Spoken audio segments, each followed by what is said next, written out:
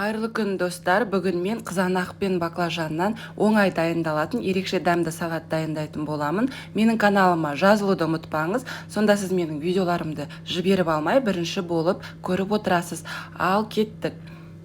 Ең алдымен салқын суымызға тұзды сеуіп, баклажандарымызды жақсылап жуып аламыз. Осылай суда қалдырсаңыздар да болады шамалы уақытқа.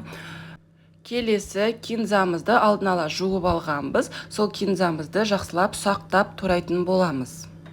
Дәл видеодағындай етіп турайсыздар. Кинзаны міндетті түрде қосыңыздар, ерекше дәм береді. Жаңағы судан алып шығамызда баклажандарымызды осылай қағаз сүлгінің үстіне қойып, сонымен сүртіп, жақсылап кептіріп аламыз. Келесі осы баклажандарымызды қазір дәл видеодағындай көрсетем, мен солай етіп турайсыздар. Міне теңде екіге бөлдік. Сосын осылай турап аласыздар. Және осы бөліктерді де қазір тағы да тең ортасынан бөліп шығамыз. Міне дәл осындай қылдырып, барлығын жақсылап бөліп аласыздар. Шоңғыл ыдысқа салып, үстіне қызыл бұрыш, қара бұрыш, тұзды сеуіп, сұйық май не болмаса зәйтүн майын құясыздар да жақсылап араластырып аламыз.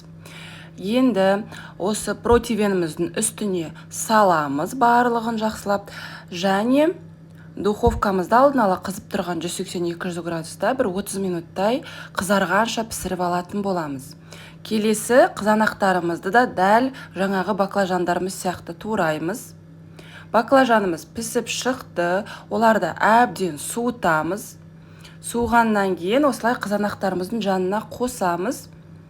Енді осының үстіне үккіштен өткізілген сарымсағымызды, жаңағы туралған кинзамызды, және осылай дөңгелек етіліп туралған пияздарымызды, және ұсақталған грек жаңғағын қосып, үстінен тұз қосып, тағы да үстіне кішкене мөлшерде сұйық май не болмаса зәйтүн майын құйып, жақсылап араластырып аламыз.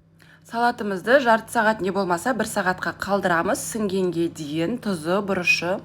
Міне біздің салатымыз дайын, өте оңай дайындалады, әрі құрамына кіретін ингредиенттері де қатты көп емес, әрі өте дәмді болып шығатын салаттардың бірі. Дәл осы менің рецептім бойынша сіз де дайындап көріңіз, сізге ұнайтынына сенімдімін. Ас болсын!